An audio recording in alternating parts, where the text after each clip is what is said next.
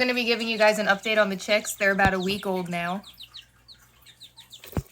And you can see that in just 1 week, they've already started to change a lot. They're getting little feathers on their wings and on their tails, and they're bigger. So I'm going to be showing you how to tame them. So one is obvious, and that is by putting your hand in the enclosure nice and still until you get comfortable with it, and like poking at things like this. Because like the mother hen will take her beak and she'll like peck at stuff to show them things, so like you can imitate that with your hands. So you can see they're not freaking out, they're used to my hand being in here. You can also practice picking them up. Now if you have a chick that's particularly nervous, you really don't want to stress it out. So just start slow if that's the case, and just like hold it in here. And as they get more used to you, then you can start taking them out. But you can see this one's already pretty chill. And then the number one easiest way to win their heart is with treats. So I'll show you that. And I'm just starting to get them used to treats. But after a couple days, once they really learn what they are, they'll come running to you every time you open the door, which is really funny. So here are the best treats for young birds. In many other videos, I've talked about homemade scratch, which is a really good treat, but this is for adults. I really wouldn't give these to the babies yet. They're still pretty small, and the hard shells in the scratch are harder to digest, so I would avoid that until they're older. But for now, we're going to start with bees, and I keep these out in the shed because my adult chickens really like them too, and that's where I keep all their supplies. So here they are. They're probably excited now that I'm out here. They think they're going to get some. It's very hard to come out here and not give them a treat.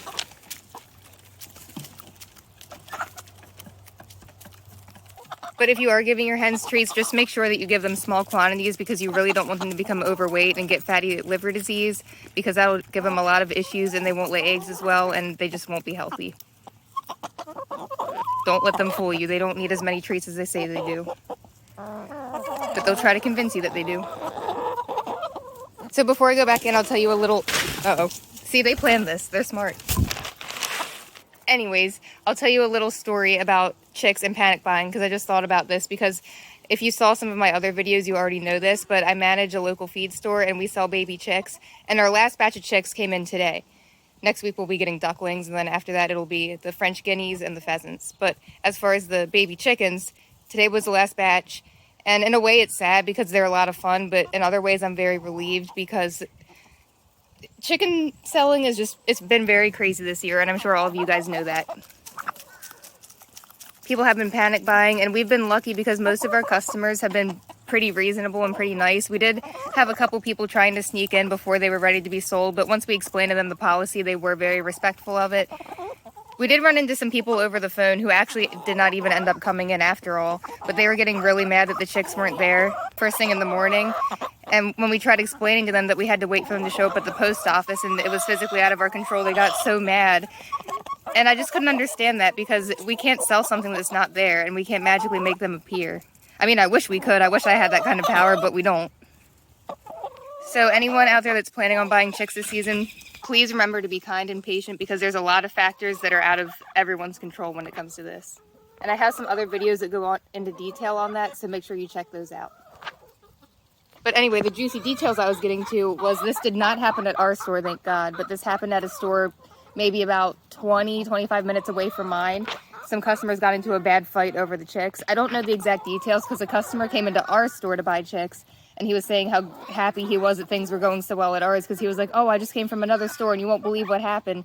And he told me that these customers were in line waiting for the chicks, and two women started arguing about who was first in line, and they started making rude comments to each other beyond just arguing over the line, and then their husbands got in on it, and the husbands wanted to like physically fight each other. And like I said, I don't really know all the details, but basically the store manager had to call the police, and the police had to throw both couples out. So I'm so glad that we did not encounter that where I work. But that's not the first story I've heard of people getting thrown out over baby chicks. So please don't be that kind of person. There's no need for that. There's absolutely no need to ever fight over a chicken. And if you are a customer that went to a store and they sold out and you're disappointed, don't forget that you can go online to some different hatcheries and order what you want and have them shipped directly just for you. And then you don't have to worry about fighting all the crowds at the store. Or you could go on to some different local Facebook groups and find some local breeders in your area, and you could go pick up chicks, and it's really good to support local farmers. So don't forget about that option too. But I'll put in some brief footage that I got from the chicks at the store at the end of this video. But getting back on topic here, I'll show you how to introduce treats to the baby chicks. Oh, and in case you're wondering what this is, and I'll make a video on this too, this is what the baby chicks come out to have some playtime in, and then they get used to the adult birds too. The ones I have are a bit young at the moment, so they haven't been out here yet, but once they start getting more feathers, I'll start to slowly acclimate them to being out here and to seeing the other birds. Oh, and also look, the sweet corn is starting to sprout. But we'll have a video on that too. So make sure you subscribe so you don't miss out on all of the gardening videos that are going to be coming out. Alright, so we're back with the sweet little chicken babies. They've never seen this before, but chickens are naturally curious animals, so they usually come right over and start looking at it. They're very unsure of this. And since birds are prey animals, it's normal for them to be afraid of new objects that they've never seen before.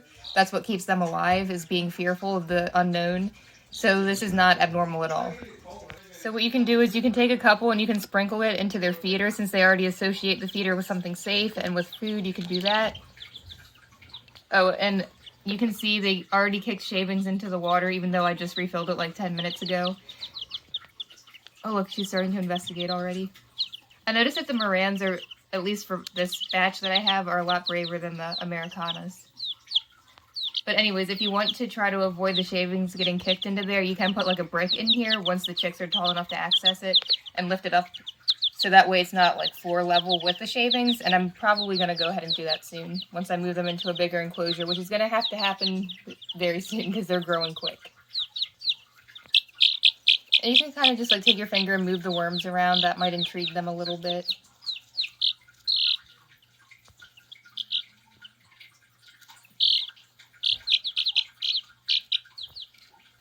I'm just going to leave a little pile right here next to their food.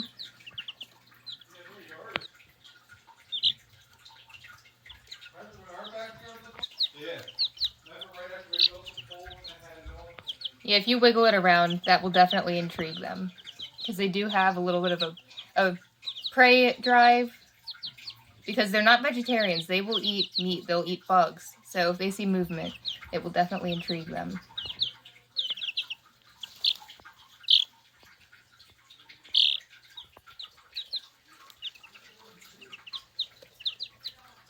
There you go. And once they realize that they like it, they'll go crazy for these things and they'll come running. It's just so cute.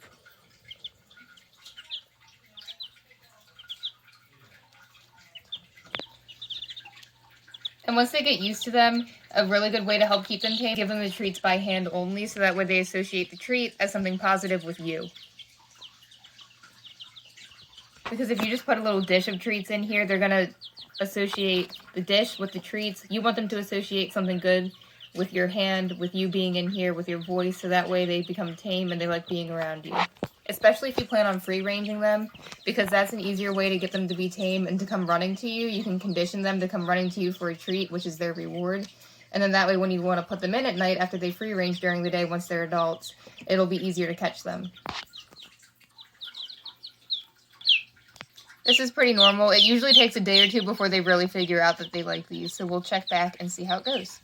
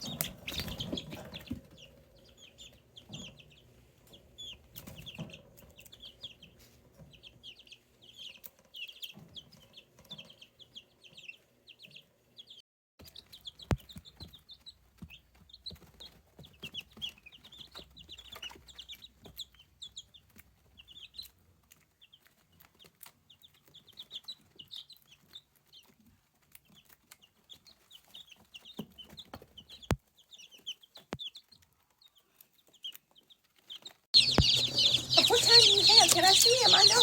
Come down to the door. No. And I'll just open these up in the middle of the post office. Yeah. You're the chick dealer.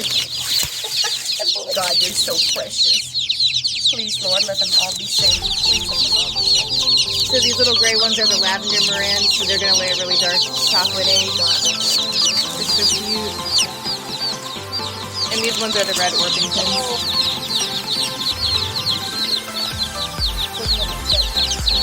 Look, this one's escaping. It wants to go in with the red Orpington. These are black Oscar. These are the olivators. Yeah, this one was packing too. This one's probably part Moran because it has the fuzzy legs. Because olivators are usually half Moran.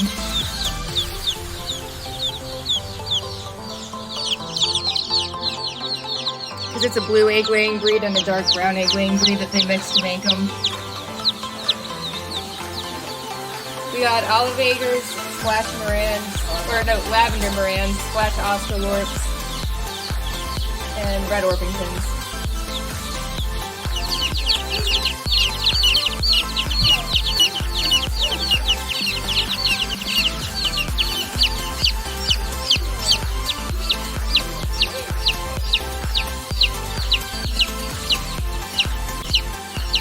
You count the starfies already?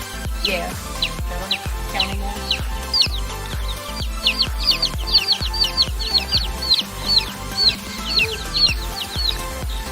The red Orpingtons are so cute.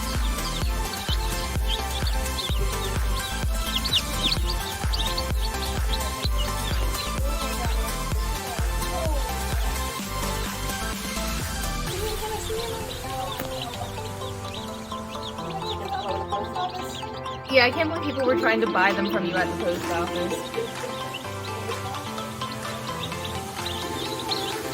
People go crazy for ticks.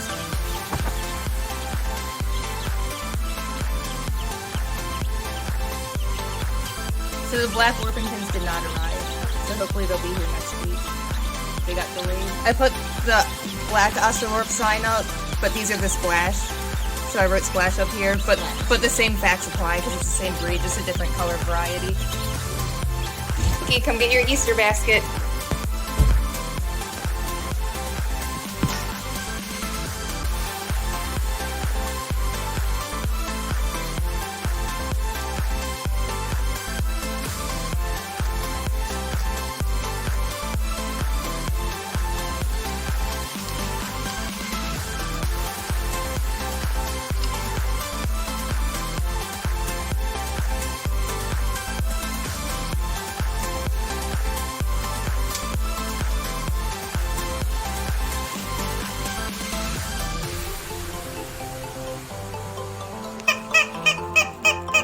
Sit.